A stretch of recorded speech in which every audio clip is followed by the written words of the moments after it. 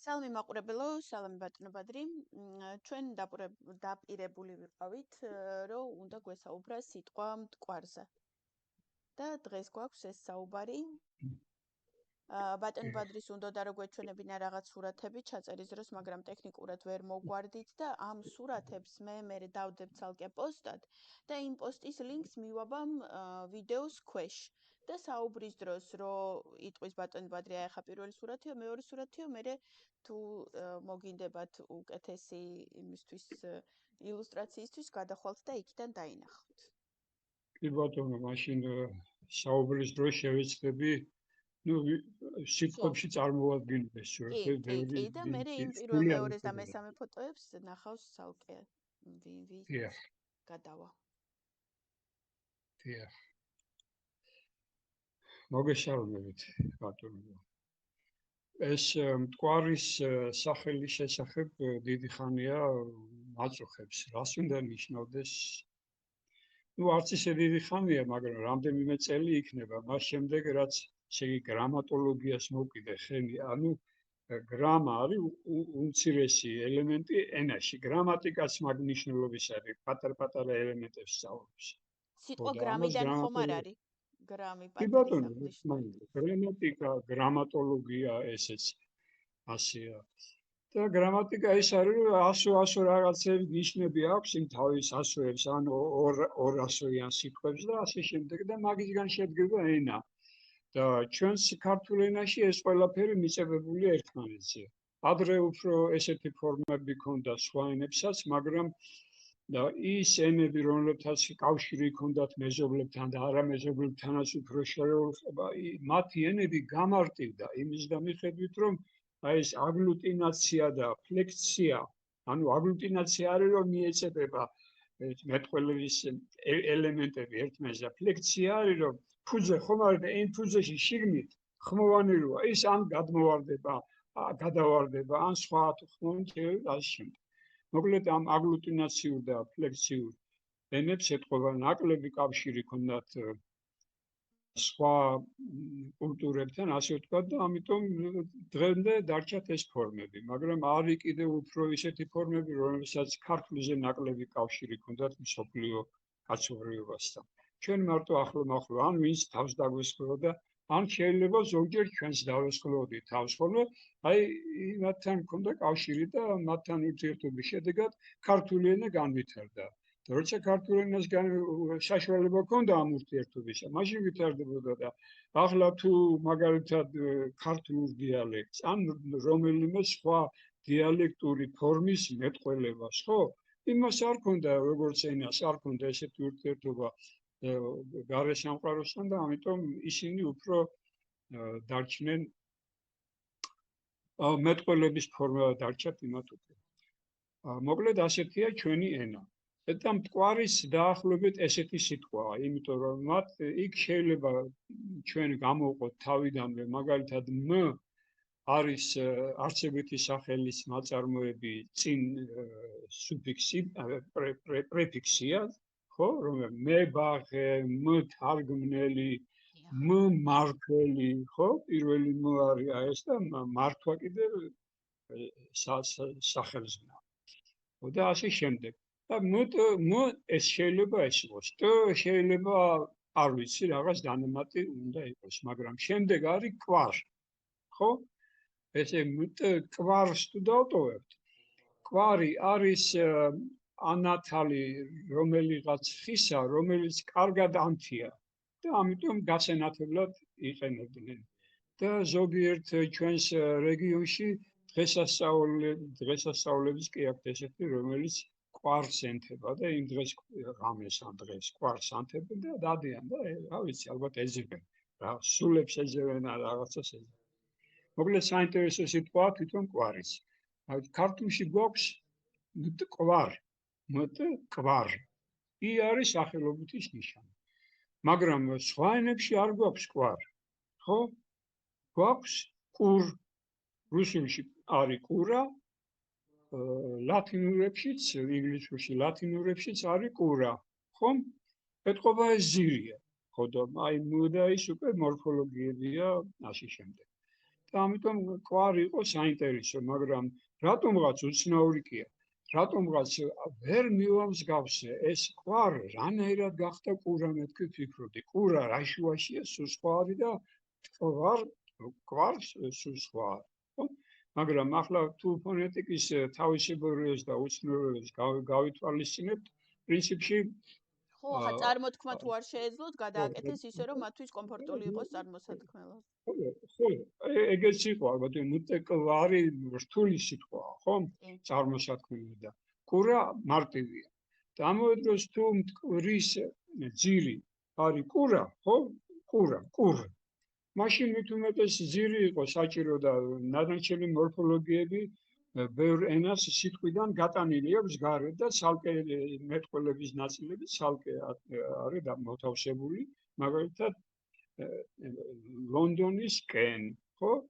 იქ to London, to ცალკეა და ჩვენთან კენ ერთად არის და ასე შემდეგ. და ასეთ იმაში ვიყავი რა, უცნაურობებში. ამავე დროს პარალელურად როცა ეტიმოლოგიებს ვეძებდი, ხომ, ანუ ჩემს გრამატოლოგიას გავაცივდებოდი ხოლმე, ხო? მაშინ ერთ მშვენიერ დღეს დამაინტერესა ეს შაია რა არის ინგლისურის ბოლოში რომ არის შაია. დამაინტერესა და შევედი ეტიმოლოგიის ლექსში და ავკრიფე შაია. ისეთი საინტერესო რაღაცები ამომიგდო ძალიან. ჯერ ერთი ეს ფორმა არის შაია და ნიშნავს სამკვიდროს. შაია საიდან ამოტივტივდა ახლა აქ?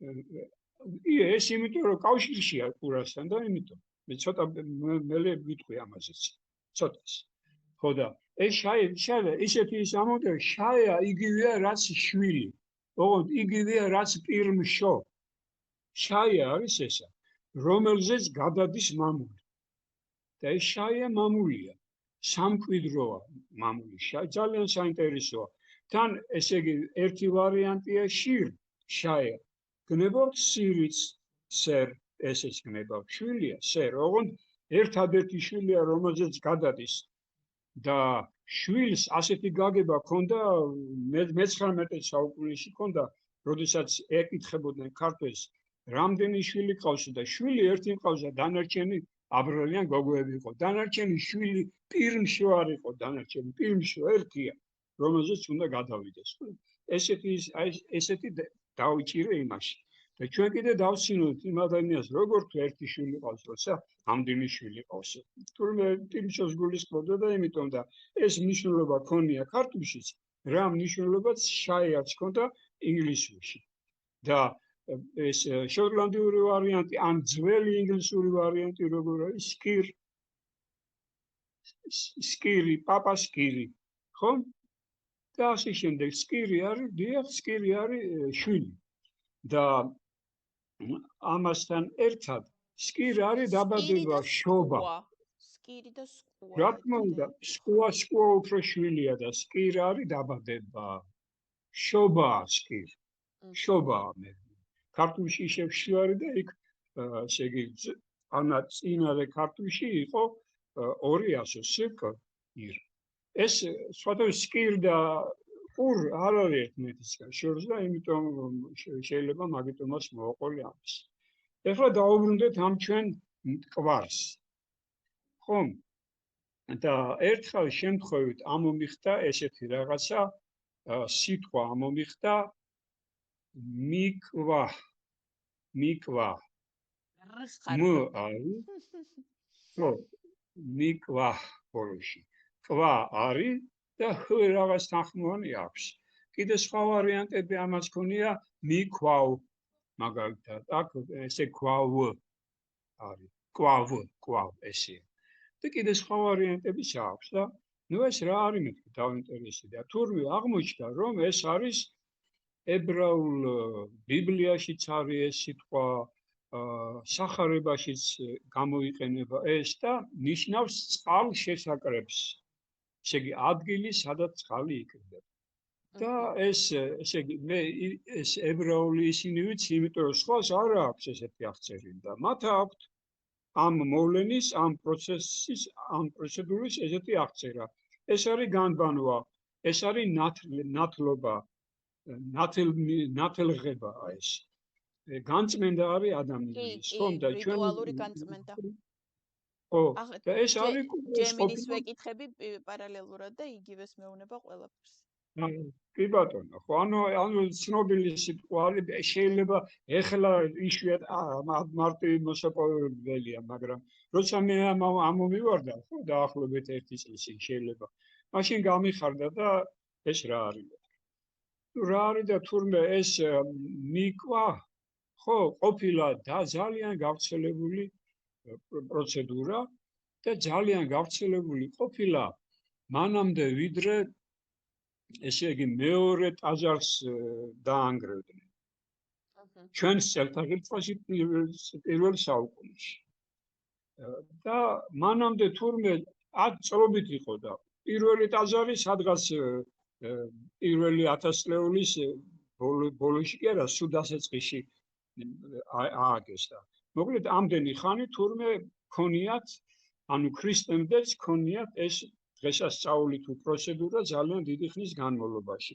და ეს იყო ნათლობა, იყო ნათლისღება, იყო და შემდეგ როცა ქრისტე ჩამოვიდა ჩვენთან, მაშინ უკვე იოანემ მონათლა ქრისტე, ხო? და ყველანი ჩვენც ვინც ქრისტიანები ვართ, ვინათლებით ქრისტეს სახელით, დაახლოებით მაგდაგვარვე პროცედურით. წყლით ვინათლებით. ხომ ესეა? ზოგი მდინარეში ჩადის, ზოგი რაღაც ტბებს აწყობს სპეციალურად, რომ იქ განიკურნო და ასე შემდეგ. ხო და მოკლედ ძალიან ის არის პროცესი არის საკმაოდ მასიური თუ მასობრივი და მასობრივი არა, მასიური პროცესია, მასობრივი შეიძლება, მასობრივად შეიძლება თუ ბევრი კაცი ჩავა მაგალითად მტკვარში, ან მაგალითად იორში, ან მაგალითად იორდანეში, ხო? ბევრი ჩავა მტკვარში ჩადიოდნენ ერთიოსა. 30 წლის. ხო? ეს მოკლედ სერიოზული საინტერესო ჩვენ მოვლენაში უცხო ხილი არ ყოფილა. ახლა დავინტერესდი იმით, ესე იგი, ცოტათი გავერკვიე ეს მტკვარი სიტყვა რას ნიშნავს, ქართული სიტყვა, სახელი მტკვარი რას ნიშნავს, ცოტათი გავერკვიე. და მიკლა, ხო, მიკლა. ისე სიყვარულსაც გავს ეს სიტყვა, ხო? და იქიდან წარმოსულია მიყვარხარაც დარწმუნებული ვარ. ესე იგი რა, იქ როდესაც გასარკვევია იქ გზები როგორ წამოვიდა. ხო, არ ვიცი ეს სიტყვა ებრაულად როგორ იწერება, მაგრამ ვიცი ქართულად როგორ იწერება და რა ასოებით ლათინური ასოებითაც გადმოსცემენ მას, ხო? იმ ლათინურ ალფავიტში არის კ, არის C, ორივე არის კ. ანუ ადამიანის ემოციები ბუნებაში უფრო ყოველთვის წყალთან არის ასოცირებული. და ეს ემოციებს, აი სიყვარული ხო ემოციებია და იქ აი წყალთან რაღაც კავშირში როა ეს ემოცია, აი ასეა წარმოსული ეს სიტყვა. ეს ახლა მომივიდა ეს აზრი. ვიყოთ, წყალი გარდა იმისა, რომ რა ქვია, აი სიყვარულის არის, ხო? რა თქმა უნდა, არის შობის ადგილი. შობის ადგილია წყალი.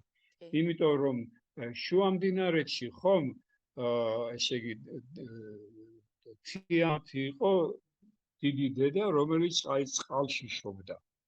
ესე იგი სამყარო წყალში დაიბადა. ანუ მერე კიდევ ეგვიპტურ მითოლოგიაში ნუტი იყო და ესე იგი იყო მიწა და ცა და აი მიწა და ცას შორის რაც იყო იქ გაჩნდა ქვეყანა. შუმერულშიც ტიამატი წყალი იყო და წყალიდან ამოვიდა ყველაფერი მერე, ხო? ხო, კი ბატონო, მაგას გულისხმობ და ბოლო ქალაქი იყო ესეთი რუსულად ქვია კარფაგენი. ხო? ეს რუსული მაგალითები ნაკლებად მოვიყვანოთ რა. არა, იმიტომ რომ იქ ფს ამბობენ რუსები. ფს და ჩვენ ვამბობთ თს. რაში გვაინტერესებს რას ამბობენ რუსულიდან არაფერი ინფორმაცია არ მოდის. ბერძნული თ არის ბერძნული და ჩვენს კართაგენი, ხო? მაგრამ კართაგენი შეიძლება წაიკითხო როგორც ქართაგენი. ხო და ამიტომ სიტყვა ქართ არ ვიცითო როდის არსებობდა, ბატონო, როგორ თავიდანვე არსებობს. ხო, კი ბატონო, თავიდან ვარსებობდა და იქ მარტო თუ დაიკითხება ის პირველი ასო, ხო? ხუდად შეიძლება წაიკითხო თუ გაქვს ენაში და კი, თუ ენაში არ გაქვს, მაშინ ამბობ ყს. ვერ წაიკითხო. ხო, მაშინ კონდა, რა თქმა უნდა. მოკლედ ესე კიდევ გორ, ხო ვიცი, სხვათა შორის გორ და ყურ ან ყურ პრინციპში ერთი და იგივე არის თავისი მნიშვნელობით, იმიტომ რომ გორიც არის ზღვიდან ან წყლიდან მსოფლიო ოკეანიდან ამოზიდული გორაკი, გორა. ეს არის გორ. ჰორუს ინგლისურად, ლათინურად და ქართულად შეიძლება გორ, რუსულადაც გორია და კიდევ შეიძლება მაგალითად ღორონთი, ხო? და ეს ღორონთი და ღმერთი, ხო? აი ეს გორია. აი ძველი ღმერთის გორის სახელი შემოინახა ჩვენმა სიტყვამ ღმერთი. ხო და კიდევ ამბობ გორ, ყორ ერთი და იგივეა გნებავ წარმოშობითაც, იმიტომ რომ ის ადგილი, საიდანაც წამოვიდა სიტყვა მტკვარი, საიდანაც წამოვიდა სიტყვა ქალდ და სიტყვა ქართ, საიდანაც წამოვიდა სიტყვა კლარჯ, საიდანაც წამოვიდა სიტყვა კოლხ, ხომ? აი ეს ამ ადგილის ერთ-ერთი დაწერილობა არის კორ. და ეს მინდოდა მეჩვენებინა აი მე-17 საუკუნის იმ რუკაზე, ხო? მე-17 საუკუნის ბოლოს არის ეს რუკა, ამასაც მნიშვნელობა აქვს, რომ ბოლოს არის, ბევრს გვაქვს ალბათ ნანახი, სადაც ესე იგი ჩრდილოეთ კავკასიას, იქ კავკასიონის ქედი არის, ხო? მაგრამ ქედია კავკასიონის და თვითონ რეგიონს კავკასიის სახელი არ აქვს. თვითონ რეგიონს მაგალითად აი სადაც დღეს არის ჩრდილო ოსეთი, ჩეჩნეთი და იმ ადგილს აწერია ჩერქეს, ესე შეგვიძლია წავიკითხოთ, მაგრამ შეიძლება წავიკითხოთ სირკ აზია. სირკ აზია, ხომ? სირკ აზია არის აზიის მახლობლად. აი ჩრდილოეთ კავკასია, ესე თაგრეხილის ჩრდილოეთით რომ არის, იმას ერქვა, აქ ცხოვრობენ თავისუფალი ხალხები და იქ სირკასები არიანო. ანუ სირკ არის მახლობელი. მაგრამ ეს არის ალპების მახლობლად. სირკ აზია, ეს არის აზიის მახლობლად. კავკაზიაც კავკაზის ესეც არის, რავი, სხვადასხვა ენაზე რაღაცას ნიშნავს, თეთრიო, თოვლიო, ისო, ჭყიალაო, ისო. ხო, მაგრამ აზია, ხო? და ეს კავკასია. ხო და ეს ასევე გვხვდება ჩვენ ახლო აღმოსავლეთში, შუა აღმოსავლეთში გვხვდება. ეს არის ნაბუქოდონოსორ, იგლად-პარ ასარ. ასი საერთოდ ეს არის ღმერთია. და აზიასაც ეს სახელი მაგიტომ აქვს. ცირე აზიას დაერქვა. აი, ძალიან შორს არ წავიდეთ, ახლა მტკვრის გარშემო ვიტრიალოთ. ხო და მოკლედ კი ბატონო და აი მტკვარის დაახლოებით იმ რეგიონშია, დაახლოებით არის ეს ტიგროსსა და ევფრატს ჩრდილოეთით. კი. ანუ და ის ადგილია, სადაც შეიძლება აღმოჩენილიყო ადამი და ევა, როდესაც ედენიდან გამოასახლეს, ხო? და უთხრეს, ეხლა თქვენ დიდები ხართო უკვე და მიხედეთ თქვენ თავს. აი ეს რეგიონი არის, რომელიც ამ რუკაზე, კი. ჩვენ საყვარელ ბატონ კარლო ბარბაქაძესაც აქვს ეს, ანუ როგორი იპოვა სიტყვებით სად არის ედემი და ზუსტად ამ მტკვრის გარშემო იპოვა ეგ ედემი. ეხ, მეც რა ვიცი, რაღაცები რომ ხდება, უფრო და უფრო წვდები, რომ ბატონი კარლო მართალია თავის ენის ელემენტურ თეორიაში. ოღონდ მისი დრო ძალიან შორეულია, 300,000 წელი შეიძლებაო, ხო და ენათმეცნიერები და აი მითოლოგისტები და ისინი ითვლიან 20-30,000 წელს. 20,000 წელს ბევრია, ეს მე მგონი პალეოლითია მე მგონი უკვე. მაგრამ ჩვენი ზოგიერთი ძვირფასი თანამემამულე ამბობს, რომ აი მაშინ იყო ენა თუ იყო. აი, ახლა კიდე ბევრი, ანუ უფრო ისე კონკრეტულად დავინახოთ აი ეს კავშირები მტკვარსა და ედემს შორის. ესე იგი იქ წერია იმ რუკაზე, რომელზეც ვლაპარაკობ, წერია სამხრეთ კავკასიაში, ხო, წერია კორ, მაგრამ თვითონ ამრუკას კავკასია არ აწერია. ხო, კორ და შემოსაზღვრულია ის ადგილი. აი სწორედ კორ რეგიონში, საიდანაც წამოვიდა სიტყვა ქალდ, ქორთ, ქართლ, კოლხ, კლარჯ, ხო, აი აქედან წამოვიდა, ამ კორიდან წამოვიდა. ამ რეგიონში კლდიანი რეგიონი, კლდოვანი რეგიონია, იღებს სათავეს ჩვენი მდინარე მტკვარი. და მის სახელში აი ეს კურ, ხო, კვარ არის იგივე რაც კორ. ვ ძალიან მარტივად გადადის ოში, ძალიან მარტივად გადადის უში და ო და ოს ძალიან მარტივად გადმოდიან ვში. ასო ბგერა ვში. ხო, ეს ის რა ვიცი, წესია ჩვენი ან ასო ბგერების ესეთი რა. სუსტა ბგერად ითვლება ვ. ხო და ესე იგი გამოვიდა რომ მტ მერე კვარ ეს ყოფილა ჯერ ერთი ეს ყოფილა ესე იგი სადაც დაიბადა მდინარე მტკვარი იმ რეგიონის სახელი. ეს არის კორ, მაგრამ კორში ჩვენს გაგებაში და ჩემს აქამდე ცხოვრებაში პირველი სახელი ქონდა კოლა. კოლა რეგიონი ესეთი არის კოლა და დღეს თურქეთის ტერიტორიაზეა სადაც სათავეს იღებს ეს მტკვარი, რა თქმა უნდა.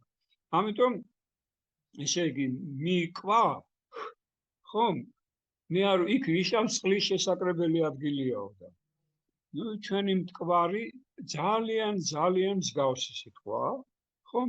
ცოტა სხვანაირად ხსნის ამას ყველაფერს. ანუ ჯერ ერთი რეგიონის სახელი არის მდინარის სახელში, ეს არის კვარ, კოლ, კოლა, კორა, კორ, ხო? ეს არის ჯერ ერთი და მერე კიდე ამ კურს თავისი მნიშვნელობა აქვს. ნუ რა თქმა უნდა, ვინც გაიგებს ესე იგი ლათინურ ენაზე რას ეძახიან ამ მდინარეს, კურას, ხო? მას პირველი დაკავშირება გაუჩნდება სიტყვა მკურნალი ქართულად და ქივა ინგლისურად, ხო? მკურნალი გვაქვს ჩვენ ქართულად. ანუ ეს მტკვარში რომ არის ძირი რომ არის კურ, გადმოვიდა სიტყვა მკურნალში. და დაახლოებით გამოდის რომ მტკვარს ყოველ შემთხვევაში სათავეში მაინც იგივე ფუნქცია ქონია დაახლოებით რა ფუნქციაც აი ამ ბიბლიაში და ებრაულ ტექსტებში ასე ვთქვათ, იმიტომ რომ მათ აღწერეს და ჩვენ არ აღწერია ეს ბატონო დაახლოებით სიბრალე. ხო, მანდაც მაგ მიზნით გამოიყენება თურმე ეს კური. კიდევ ერთი აი ესეთი, ესე იგი ეს არის ბასეინი, წყლის შესაკრებელი ადგილი, სადაც ტარდება წყლით განათლების და წყლით განკურნის, წყლით განწმენდის პროცედურა, ხო? და აი ეს კურ მკურნალი, ხო? არის ამ მტკვრის სახელში. ძალიან საინტერესოა მე მგონი. და კიდევ რა მინდა ახლა ვთქვა, იქ ფოტოებს რომ იძლევიან და შეიძლება შემდეგი ერთი ფოტო არის დაახლოებით იმ ბასეინის ადგილი, ის ბასეინი, რომელშიც განიბანებოდნენ ადამიანები რაღაცის რწმენით პირველ საუკუნემდე, ხოლო პირველი საუკუნის უკან თურმე დავიწყებას მიეცა, შემდეგ დავიწყებას მიეცა ის, რასაც პირველ საუკუნემდე ჩადიოდნენ, ასე ვთქვათ. ეს ერთი. მერე კიდე ზუსტად ასეთი ესე იგი აბანო ვთქვათ, ხომ, ანუ განსაბანი ადგილი, ხო, ვნახე მე მენჯიში. მენჯი ესეთი სამკურნალო ადგილი იყო, ხო? და იქ წამიყვანენ ჩემმა მენჯიდან და მე ახლა მენჯთან ახლოს ვარ და ვაადპირებ კიდე ამ დღეებში ასვლას. ხო და იქ მე რომელიც ანუ ახალი დამთავრებული ქონდა უმაღლესი, ესე იგი ეს არის რაღაც 70-იანი წლების შუა, სადაც გადავეყარე ამ ჩემს კლასეულ ნოქალაკებში, მე წავედით ერთ ნათესავთან და მე იქაური ვარ, ხო? და ეს მეგობარი ახელია და ისტორიკოსი არის და ძალიან მაგარი ბაბუის შვილი იყო. ხო. ხო და აი წამოდი გაჩვენო და წავედით მენჩში იქიდან.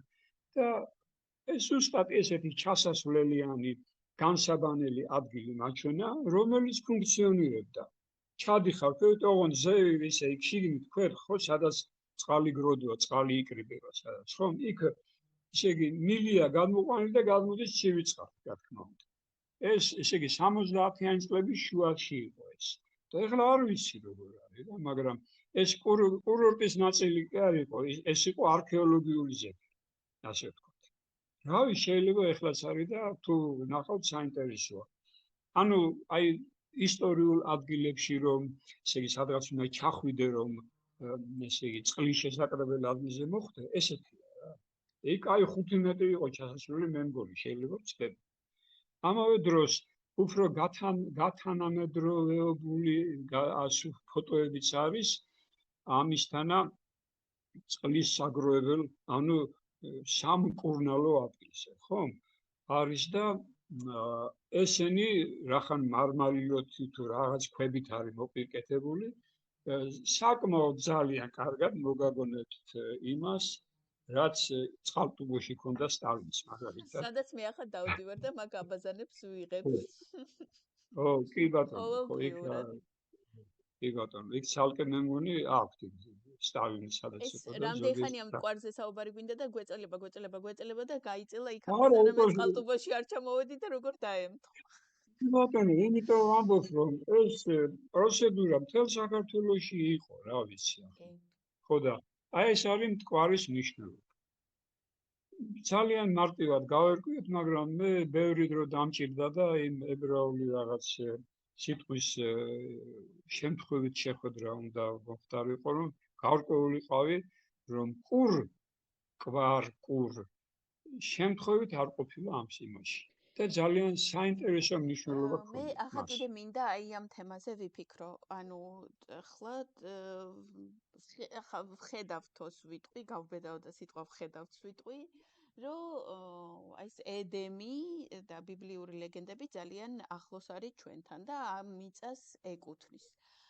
და ახლა მინდა ვიფიქრო იმაზე, რომ ეს ედემის ლეგენდა და ედემიდან განდევნის ლეგენდა თუ ბიბლიური ისტორია ხო არსებობს და ერთის მხრივ და მეორე მხრივ ის რომ ასევე ვიცით რომ კაცობრიობა აქ არის გაჩენილი და მე მაგალითად არ ვემხრობი იმ თეორიას რომ აფრიკაში გავჩდით და მე აქ მოვიდით მე ვემხრობი რომ კავკასიაში გაჩნდა ადამიანი ხო და აი აქ რო გაჩნდა ადამიანი ადამის ხო პირველი ადამიანი იყო იმ ედემში და მე რომ განდევნა ღმერთმა იქიდან და წადიოდა რაღაცების საქმეები აკეთეო რომ უთხრა და რომ წავიდა პირველი ადამიანი რომელიც აქ გაჩნდა და დაიწყო დედამიწის გარშემო სიარული გამრავლება და სხვადასხვა საქმეების კეთება აი ამაზე კიდე რაღაცა მომინდა ახლა რომ ცალკე ვიფიქრო და რაღაცეები შევკრა ამ თემაზე საინტერესოა, მაგრამ რახან ადამი და ევა ყველას საწყისია გამოდის რომ ყველა შეუძლია პრეტენზია იქონიოს მაგას გუშინ მაგალითად შეხვდა ეს პრეტენზია ერთია და შენ გეხება და არა უბრალოდ პრეტენზია გაქვს ეს კიდე სხვა რაღაცა ის მორნი ნათქვამები ну აი ეს არის და საინტერესო არის აი ამ კურის კავშირი სკირ თქვით რომ შობა და კურიც რახან წყალი არის ის ადგილი საიდანაც სამყარო წარმოიშობა წყალი არის ის ადგილი საიდანაც ღმერთი წარმოიშობა ხომ გორი ჰორუსი ამიდა როგორც გორაკი ამოვიდა ოკეანის სოფლიო ოკეანის სიღრმიდან ამოვიდა ხო მისი მშობელი ისიდა იყო და ოსირისი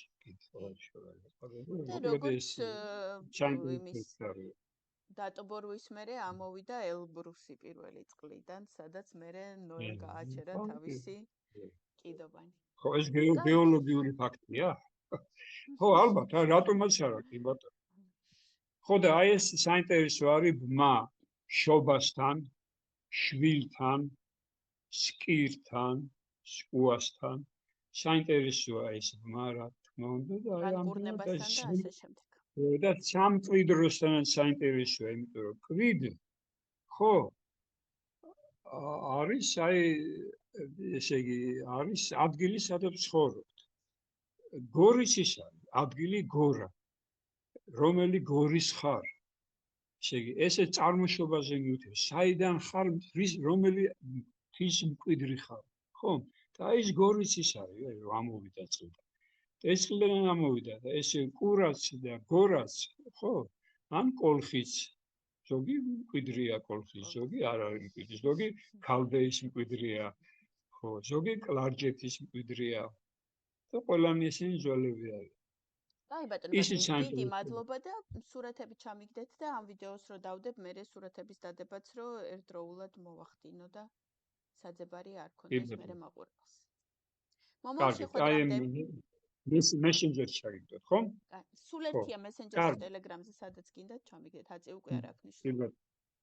კარგით. მომავალ შეხვედრამდე. ახლა